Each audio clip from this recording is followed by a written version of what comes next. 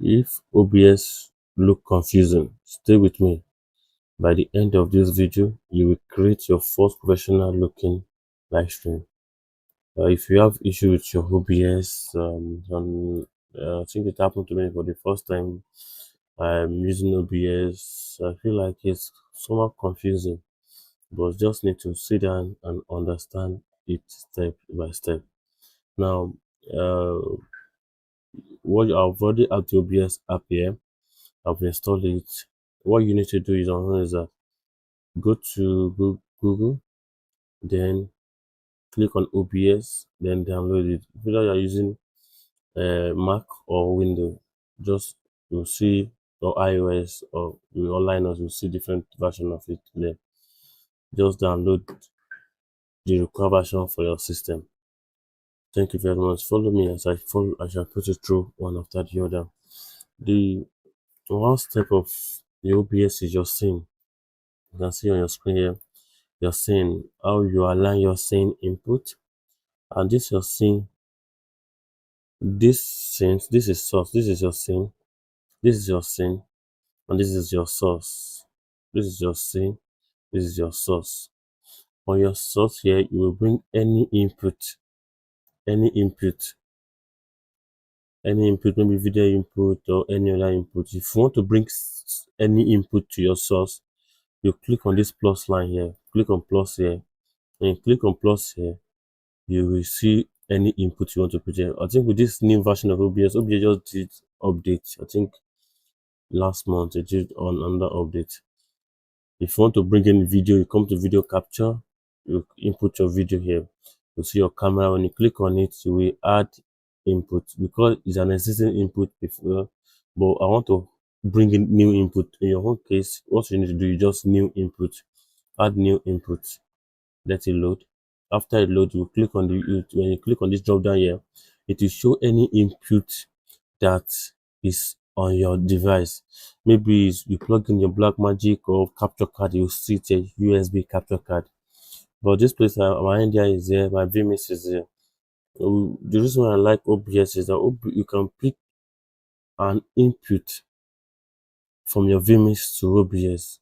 Maybe you want to use your OBS for different things for your stream or whatever, but you set up everything on vMix. You are using your vMix to mix and can bring it in your OBS using vMix video or vMix external. I can use any of this.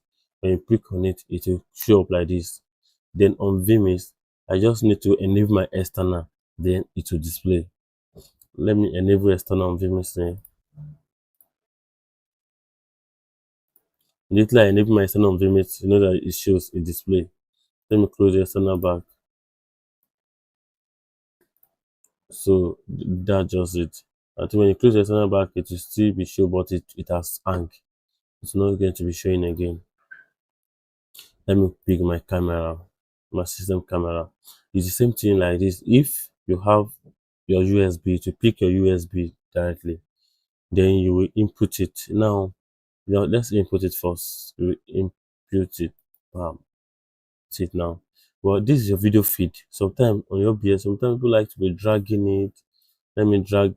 It's good to drag, but sometimes right click on it, then come to order or transform. Come to transform, then fit to screen. Then it will fit to screen. That's how it is. Then you now lock it. You can lock it here, lock your video feed, then fade to master. When you fade to master, you'll be able to see your live feed there. And then for your another session, let's go back to scene. This is scene. This is your camera feed. And the reason why I like this scene is that on your scene, you can create another scene and put another thing in your scene. You can have and this scene, the uniqueness of it is that you can put different camera feed on this scene. You can create a different scene and name it camera 1, camera 2, camera 3. The reason why I said is because when you are mixing on OBS, you can be able to have different feel that when you want to fade, because if you put everything on one camera, it will be difficult for you to close this. When you close this, you want to fade in and close. No, but OBS is not like vMix that you have all the input together. But on vMix you have all the input together. So you get. But OBS, you need to create the input using scene. Create the input using scene. I will show you another method that you will have the multi-view, all your feed will be there. Now, what you do is that for your audio part, let's go to audio part. This is audio mixing. Now, for audio part, many people always have problems with this audio part. This audio part, what you really need to do is to make one audio your master audio. There you get. If you have a sound card, connect your sound card to your master audio, which is your global audio. Your global audio is your master audio. In your own case, you may not see it as global audio, you must see it as us mic. But you can make it global by coming to settings here. Come to settings. When you come to settings, come to audio. When you come to audio, this desktop audio, I think you may not be able to see my screen coming. You're not going to see my screen. Yeah, coming. Yeah.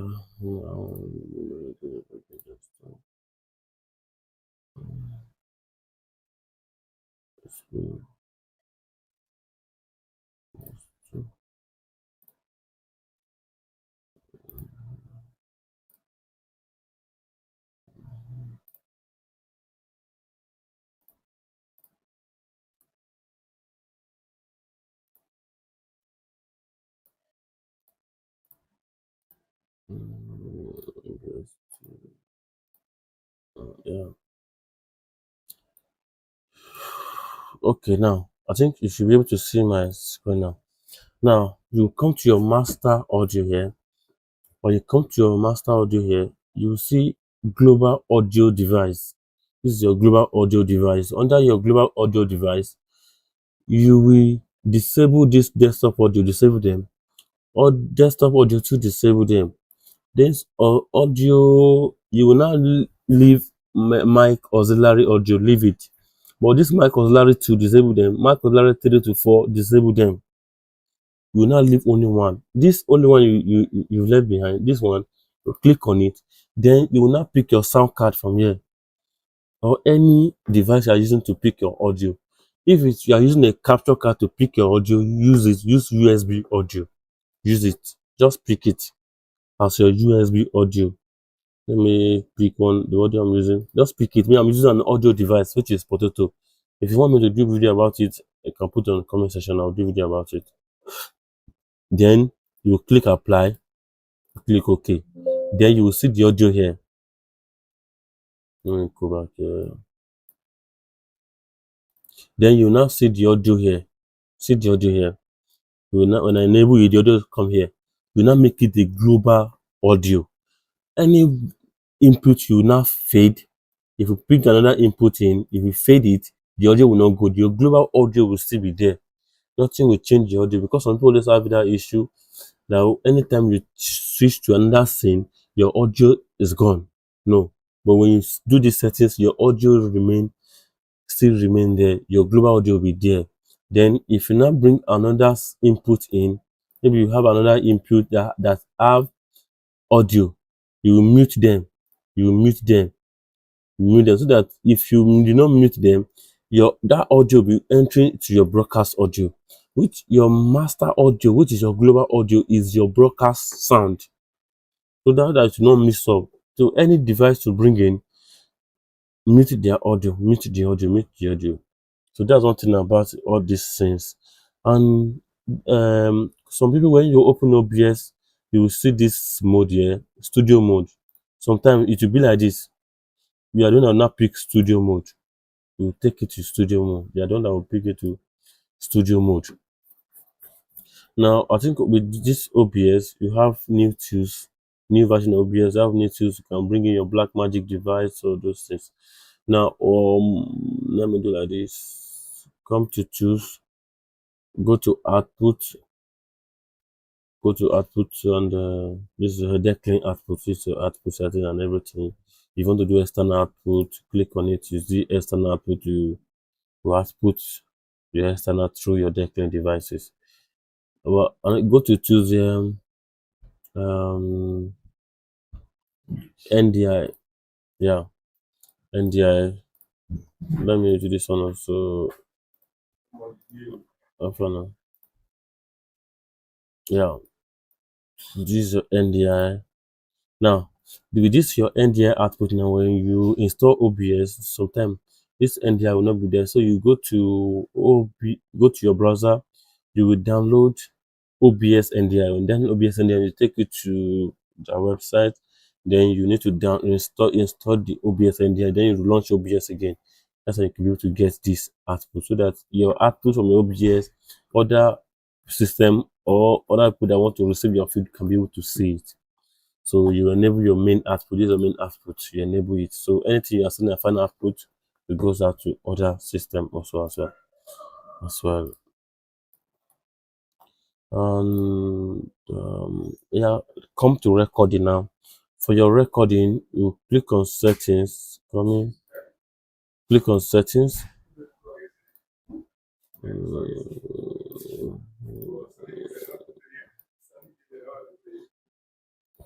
Yeah, click on settings for your recording. Come to video. Oh no. Come to output. Your output. On your output, you will set up your recording here. The reason why my recording is in this place is not showing is because I enabled output. One of the output is enabled, so that's why I cannot do any settings again. That place I went to and I do my NDI. Immediately you won't click that, uncheck that thing, your output will be active back. We can be able to work on it. You will now not on that thing. Don't make this mistake. Don't sometimes just settings. Like, let me close my output. I need to go back and do it. No, let's do like this. Now, these settings now, you need to, when you click on this, you see a drop down. Don't save it as same as stream. Very difficult, very bad. It when you save it as same as stream, anytime you change your stream quality, it will affect your video quality you're recording. That's happened to me like sometimes I made that mistake. Now, I'm not telling you now. Click on it and save it as high quality medium file size. Put it like that and use hybrid. If you have hardware, pick an hardware which is here, hardware encoder, IVEC, blah blah. Just click on them and save your device. Yeah. Now come to stream. Your stream is up here. Your stream, you can use any quality of your stream. Make sure your quality of your stream is okay. But don't save your recording as save as stream. When you save it as stream and record, your record will be very bad. So just something about that one, general appearance and all those things. So that's it about OBS. OBS is simple and it's logical. There are a lot of things you can do more about OBS. There's a lot you can do about OBS. There's a lot you can do about OBS. OBS is very good, very simple to use. But the more you use it, the more you know it. That's one thing about all these devices. Now, the more you use it, the more you know it. And I want you to go and explore more about OBS. Just go and explore more about OBS. That's it. Know more about it. Know how what it was. This is multi output. Now, on your browser, just go to OBS multi output. You put the plugin. When you install the plugin, restart your OBS. Then you see this multi output here. This is here. Then you need to new target will be multiple stream, can stream to anywhere with this multi output stream. I think I'll do another video comparing OBS and Vimeo. But me, for my production, I use both together. I like using both together, OBS and Vimeo. I like using them together. I use OBS for my recording. I use Vimeo for my production. I use Vimeo for my clean feed recording, and I use OBS for my final feed recording. Yeah, it's good like that. Sometimes I stream with my OBS, sometimes, but I stream with Vimeo most of the time. So anytime I have network issue, I stream with OBS. OBS is light, Vimeo need high. So that's OBS is very good.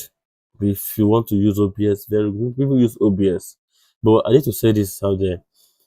As for a standard production, Vimeo is for standard production. Vimeo for standard production. Use Vimeo.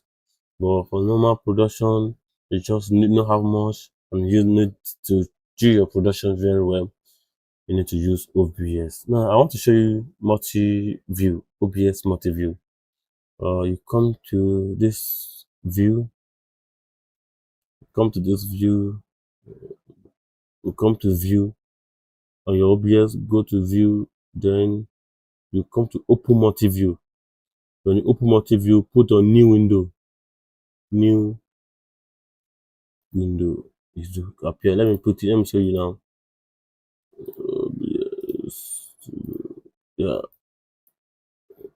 I need to change something. Display one. Yeah, display one. Display one.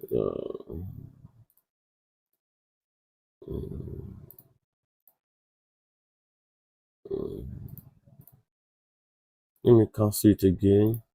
Let me put it here. Yeah. Can you see me now? Come to view. Come to open multi-view. Then come to new window. Yeah, this is your multi-view here. Anything you create, it will be showing here. If your camera, so just as I said, OBS, the scene is for putting in input cameras. But why will you be using many cameras when you have video mixer? If you are using more than 2 cameras, then you need to go for video mixer. Video mixer is not cost 20k, 30k. You can rent a video mixer. But if you are using 1 camera, 2 camera, you can still use it. Yeah, if your system can set the input, why not use it? But for graphics, overlays, all those things, you can put them on different scenes. But these are the multi-view of OBS, multi-view. Click on it to go to black and feed. Yeah. So that's how you see different things. Yeah. So that's how simple it is. OBS is good. Use OBS for your production. In short, use OBS. If you have any question, drop it in the comment section. I will respond to your question. This is Mega Project Story again. My name is Patrick once again. And if you are not yet subscribed to this channel, kindly subscribe to this channel and like this video if you learned something today.